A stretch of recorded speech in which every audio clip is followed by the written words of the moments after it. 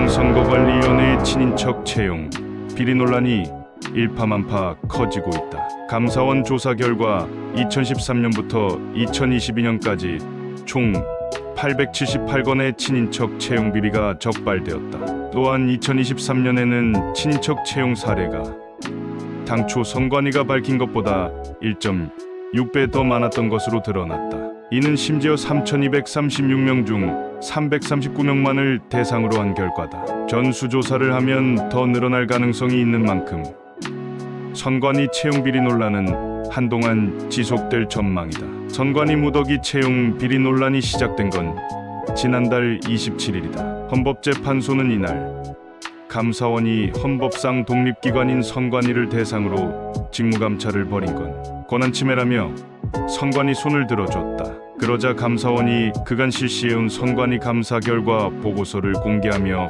맞불을 놨다. 선관위는 지난 10년간 경력 채용 291회를 전수조사한 결과 총 878건의 고위직 간부들의 부정한 친인척 채용이 있었다고 밝혔다. 국회는 국민의힘을 중심으로 선관위를 향해 집중 공세를 퍼부었다. 감사원이 선관위를 감시할 수 없다면 선관위 특별감사관법을 만들어서라도 채용 비리를 막겠다며 엄포를 놓았다. 국회가 전방위적 압박에 나서고 비판 여론이 점차 확산되자 노태학 중앙선거관리위원장은 직접 나서 사과했다. 동시에 특혜 채용 당사자인 고위직 간부 자녀 10명을 직무 배제한 데서 더 나아가 이들에 대한 수사 의뢰를 계획하는 등 상황 수습에 나섰다. 그러나 감춰있던 친인척 채용 사례가 또다시 적발되며 비판 여론에 다시 불붙기 시작했다. 선관위가 지난해 국회 행정안전위원회에서 밝힌 2023년 당시 친인척 경력 채용은 21건이었으나 국민의힘 의원이 지난 6일 공개한 중앙선관위 자료에 따르면 33건으로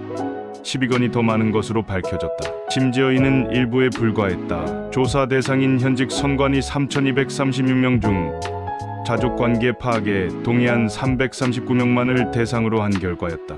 나머지 90%까지 포함한 전수조사를 하면 연평균 친인척 채용이 80건이 넘어 역시 복마전 수준일 것이란 관측이 나온다. 선관위의 뒤늦은 반성과 수습에도 불구하고 국민의힘은 특별감사관법을 계획대로 지난 7일 당문 발의했다.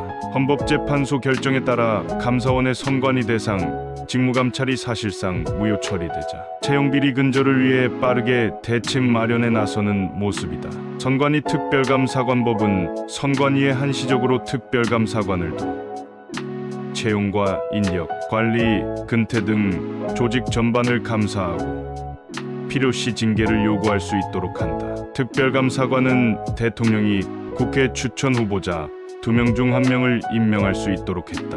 또한 감사원과 대검찰청, 경찰청 등으로부터 50명 이내의 공무원을 파견받아 기본 6개월에 필요시 최장 60일 동안 더 감사할 수 있다. 선관위는 불법 비리 집단이다.